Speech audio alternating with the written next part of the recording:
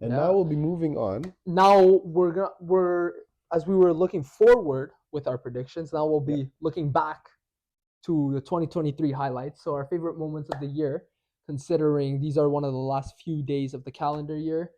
What is your number one favorite moment? Like favorite absolute moment? I think it has to be the final match day of the Bundesliga last year, especially as a Bayern fan.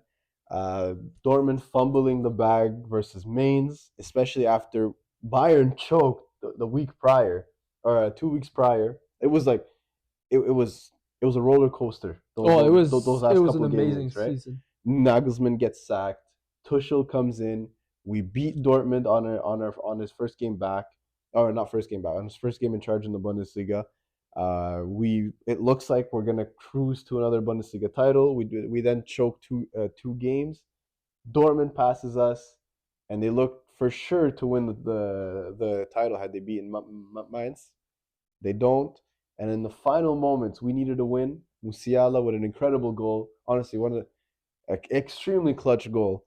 Uh, so yeah, that has to be like I went crazy when I saw it. Just because we needed the win and we needed Dortmund to lose. I mean, Or not lose, win. To not we not needed win. them to not win exactly. We needed Which they Dortmund almost did in coming back. exactly. Had that happened, that would have probably been the moment of 2023. Exactly. Objectively speaking. Probably, yeah. But so yeah, they went down 2-0, came back 2-2, almost got the 3-2. They didn't, and in the dying moments of the game of the Bayern game, Musiala gets that amazing winner pass, turn, slots it in the corner.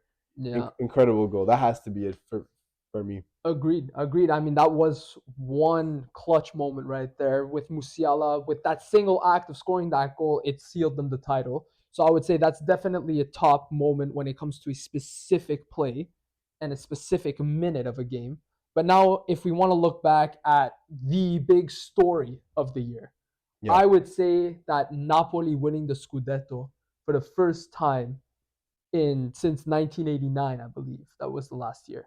Not so, yeah. Yes, 1989. That was the first one, and since then, Napoli winning the Scudetto. And I mean, a lot of people had them up there.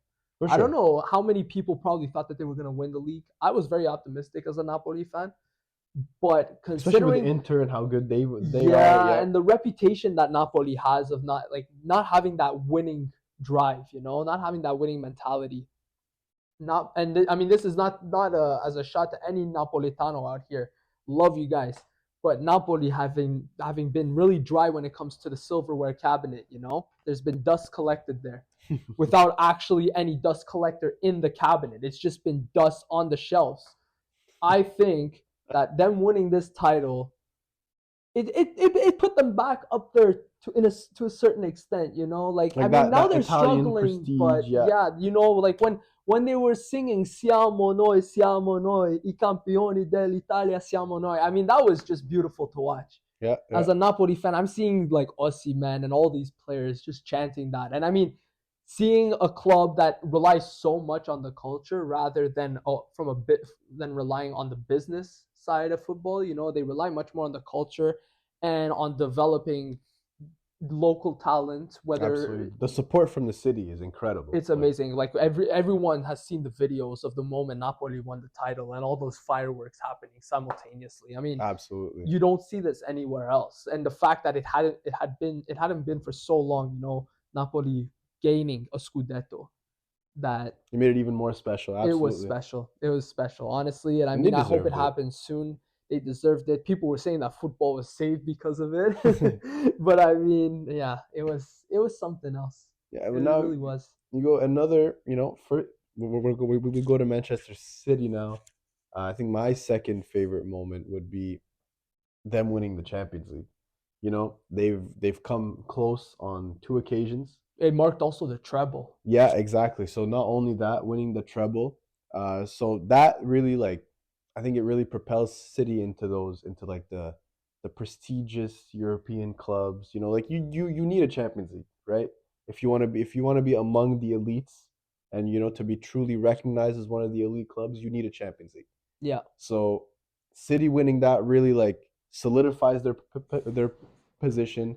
We already know they're an incredible club, but now they have their name written in history. So Yeah. I think that was very important for them.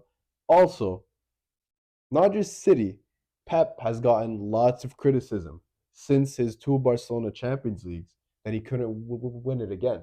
He had many chances with Bayern, and Bayern had it when he had Bayern. That Bayern team was incredible.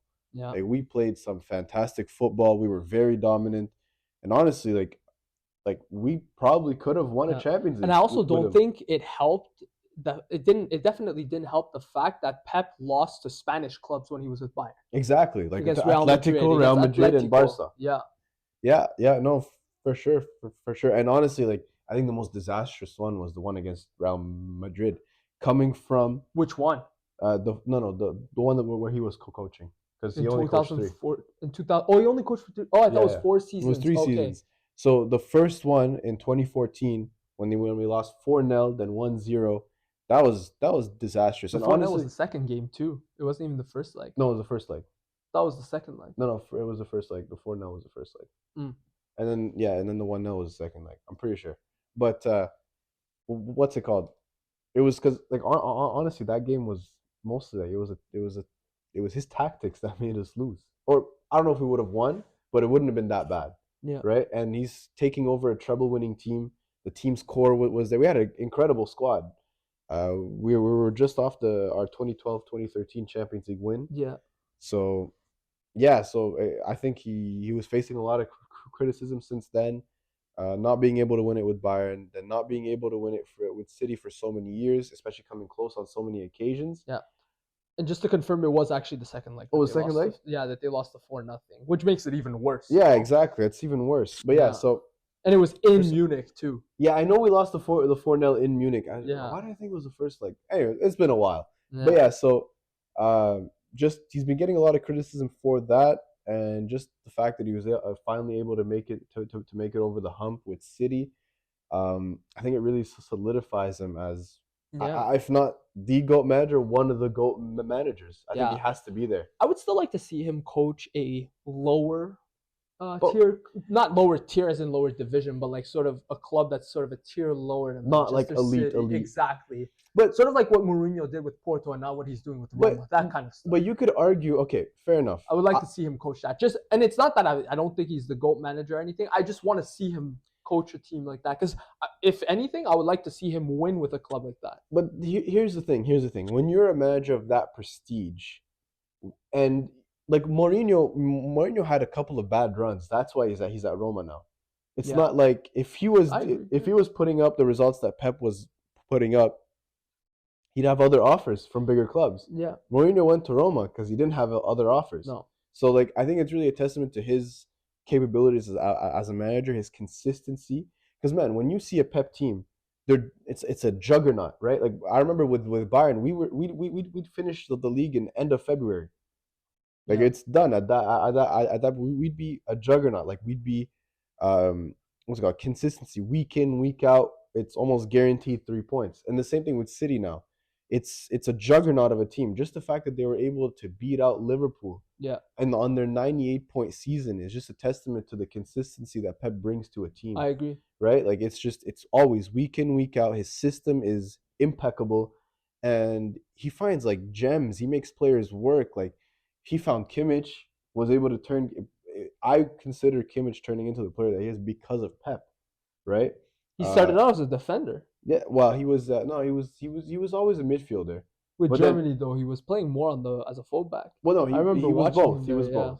He was originally a midfielder, then right back. But man, under Pep, he was even a good center back. I remember we used him as center back for like a good 3 months, and he was incredible.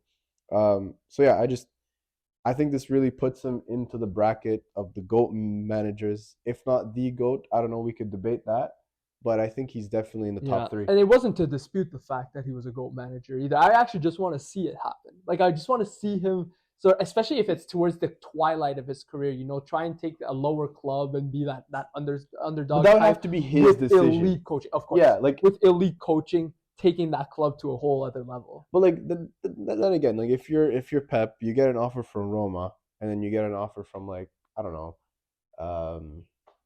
get an offer from Arsenal. Let's say, chances are you'll go for Arsenal. Yeah. So it's it's kind of a testament to his consistency, right? Of course, It's I like agree. Mourinho has done what Mourinho has done is very incredible too. Like if you're comparing Mourinho, like winning the Champions League with Porto, he's taken The underdog treble with clubs, Inter yeah, Milan. but he lacks that consistency. Like Yeah, I think if you would have given Pep full reins at Man United for 2-3 years, they'd be in a different yeah. spot. He had his time. Mourinho had his time. Yeah, Pep is still out here coaching it. yeah, no, He's he's doing coaching, killing it. well. He started a He's bit later than Mourinho too. slightly later Yeah, too. Yeah, like I think 4 or 5 years. yeah. So now I want to go back to one moment that I want to share, and this is closer to home in a way. This is an MLS, and it's Nossi winning the MLS Cup with Columbus Crew in his first season. Now, as a Montreal fan, it's a bittersweet moment because Nossi was Montreal's coach. This guy lived and breathed Montreal. He immigrated to Montreal from France.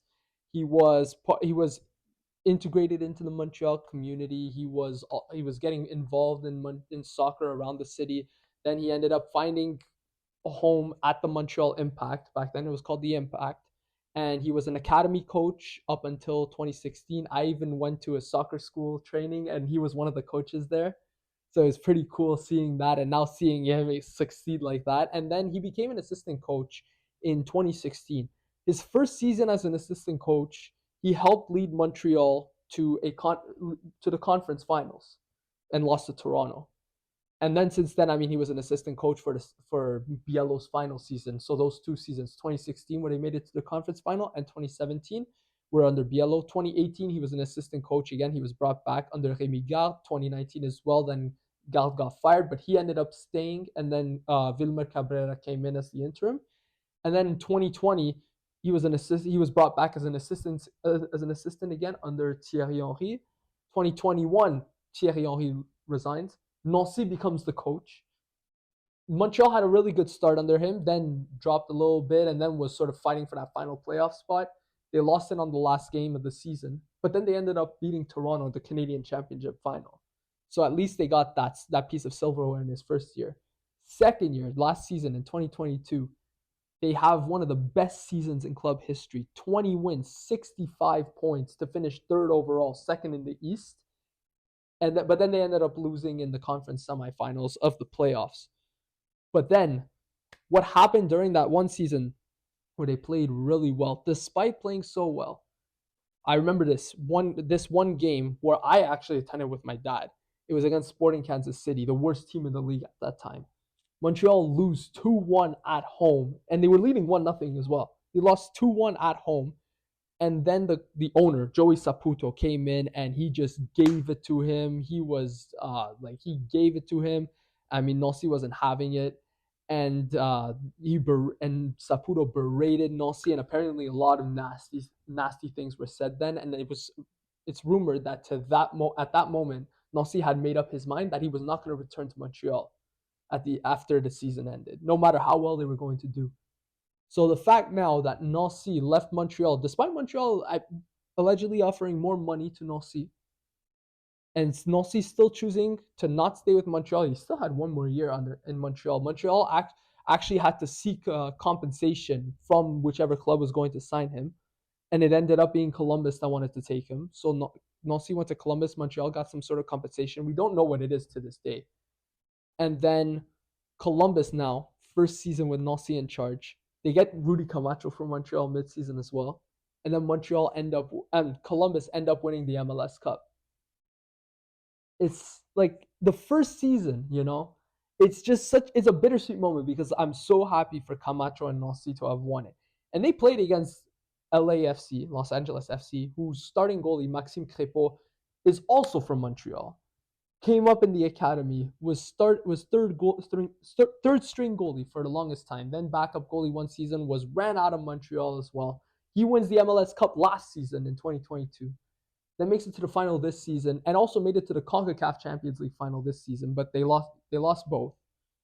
And now Nancy wins the MLS Cup in his first season, as well as Camacho, and it just shows to you like Saputo ran him out of the city. And where's Montreal now? We didn't even make the playoffs. That's why you don't think. That's why you don't act on your emotions. Absolutely not. You got to be logical. And this is not the first time either. Like what happened after one season under Jesse Marsh. He goes to New York Red Bulls a couple of years later, wins the Supporters Shield, which is the title for the best regular season club. A couple of years later, he's coaching in the Bundesliga and then the Premier League. Yep. And I mean, this guy, he coached Montreal's first season in MLS. No, that's an incredible story, honestly. Like, how does this happen, man? Only in Montreal you have this. Now we That's have I don't know for how many hockey fans there are here, but now CF Montreal, formerly Montreal Impact, have their own Patrick Roy story happening. yeah. Where with Oh, Patrick Roy, he was ran out of the city. He was humiliated by his own bosses, was ran out of the city, and he played his whole career in Montreal, wins the Stanley Cup the same season with Colorado. Same thing now with Nancy. wow. We have the same story with CF Montreal now. Definitely a case of mismanagement Absolute for mismanagement and Montreal, incompetence too. and ended up with Columbus winning the MLS Cup. Wow. Yeah. Yeah. That's actually incredible. Well, for you as a Montreal fan too, that must be We you have get to witness bittersweet, it right? twice. Because I'm sure you like him, right? We As a loved as a person, the right? manager. Yeah. Yeah, I met him and I mean he was a good guy. Well, I mean I was also young, but I mean he was a good guy. And I mean he was our coach. This man lived and breathed Montreal from 2010 before Montreal were even an MLS club. He was part of the club. Until 2022, you run him out of the city like that after everything he did for you. You run him out of the city. All because of that one game versus Kansas, It pretty much was the whole or thing. the turning point. Yeah. Yeah. Wow. Yeah, that's And he pretty much had allegedly made his mind after that. Montreal even allegedly offered more compensation, like more money to him. well. If you get disrespected, Yeah. as a man, you just don't want to. You don't want to be somewhere where you're Yeah. not Oh, it's a coach's respected. graveyard, Yeah. that club, too. I mean, you have Jesse Marsh one season, Marco Schellibaum in 2013, Frank Klopas 2014 to mid 2015. You think the management's at fault for all those? Oh, the owner is toxic. It's a toxic club. I mean, this is a coaching carousel, if you want to put it mildly. I call it a coaching graveyard. But I mean, at the same time, it's not really, I guess, more of a coaching carousel because at least coaches do tend to succeed when they leave the club. Well, I think it's only been 2 that have succeeded. So, I mean, you could still call it a coaching graveyard, I guess, because Galt hasn't gotten a job since. Cabrera hasn't either. Schellibaum went back to Switzerland. He's been coaching second, third division teams. Klopas only recently got back into MLS coaching. And Biello, I mean, he at least ended up assistant coaching Team Canada and is now the interim, but hasn't been doing too well.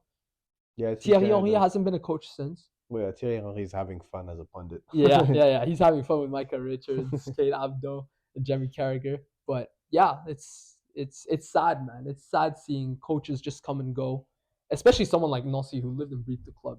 It's really sad to see everything happening like it did. And then, I mean, happy for him, but like I said, it's a bittersweet moment. Yeah. Him winning the title.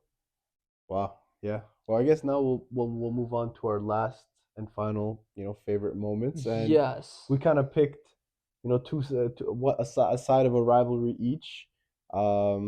Me would be CR7 to Saudi Arabia. Yeah, and I got Messi to MLS. Yeah. So basically, it's just for both of them, it's groundbreaking for football, right? Yeah, and their respective leagues and country. Exactly, like and not just for the respective leagues and countries, for the entire world football, right? These are two players who have been at the top of the game, easily the top two players of the last 15 years, undisputed, right? Like there's no one that even comes close, just in terms of stats, accolades, star power, everything about it, right? So just especially CR7 going to Saudi Arabia. It put the league on the map, right? Yeah.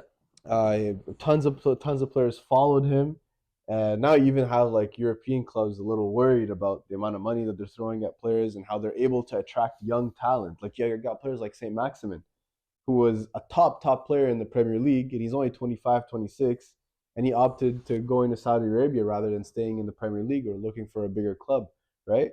So I think it made a lot of European clubs nervous, considering the amount of money that they're able to throw at people. I think what would have really broken the system is if Mbappe went, but I don't think that was ever going to happen. But yeah, that's definitely a major moment for me. Maybe not one of my favorites, but definitely something that I think had a major impact on world football. Yeah. I mean, what also could have broken it in a way is if Messi moved to Saudi Arabia. Yeah, that And if he actually moved to he had Al Hilal, offers. which would Yeah. have been the rivalry in Riyadh. Imagine a Riyadh Clasico I would have between loved to see Messi that. and Cristiano Ronaldo. But Messi, he refused to go. He declined the move. He went instead to MLS, Inter Miami. And I mean, he made a big impact right off the bat.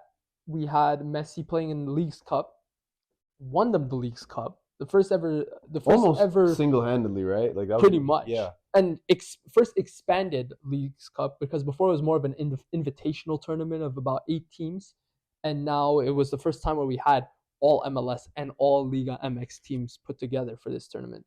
And now Miami won their first trophy when Messi just arrived. They made it to the U.S. Open Cup final, but they lost in the final to Houston. But unfortunately, they didn't do too much in the regular season. Messi did play quite well in those couple of games that he Gave them a slight played. hope for promotion. A I mean, slight not promotion, playoffs. Playoffs, yeah. But then he got injured, and Yeah. Miami just couldn't really put anything together. I mean, they would even lose to the worst teams as well. Yeah. So I mean, Well, they weren't that great before Messi came. Oh no, they were one of the worst teams in the league. Yeah, yeah. Well, now you're looking forward to the next season, seeing what he can do. Suarez now coming to Miami. Suarez too. Messi winning a golden ball, that's gonna give him some. Well, I mean, it's not like he's seeking. He's in need of finding any confidence. But I mean, winning a golden ball is always good for your morale. His 8th. Yeah. Like that's incredible. Or Ballon d'Or, not golden ball. Ballon d'Or, Ballon I should d'Or. say.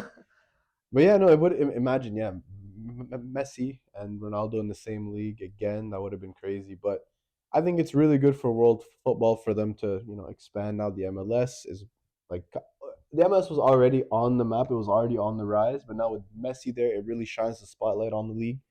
Same thing for Saudi Arabia and CR7. Actually, CR7 is now, I think he's either the top or second top scorer in 2023. I was just reading up on this. He is the top scorer. Yeah. In 2023, which is 53 goals. Incredible. He has one more match left in the calendar year.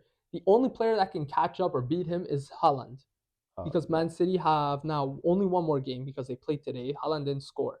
They beat Everton. They beat Everton 2-1 in the comeback victory. They have one more game, I believe, on New Year's Eve. If Haaland scores a hat trick, he ties Ronaldo. No, yeah, he ties Ronaldo, and if he scores 4 goals, he would beat him. This is assuming Ronaldo doesn't score in his game. Exactly, yeah. So chances are Ronaldo finishes top scorer in 2023, which I think he's 38 now. Quite incredible. Yeah. And then you had Mbappe and Harry Kane, who scored 52 apiece. Yeah. Harry Kane having an incredible season, but yeah, we talked about him already. Yeah. But yeah, no, so I think that covers our favorite moments. Yeah. Concludes the episode as well. Yeah. So yeah, thank you guys for watching. We'll be back to our regular schedule from now on.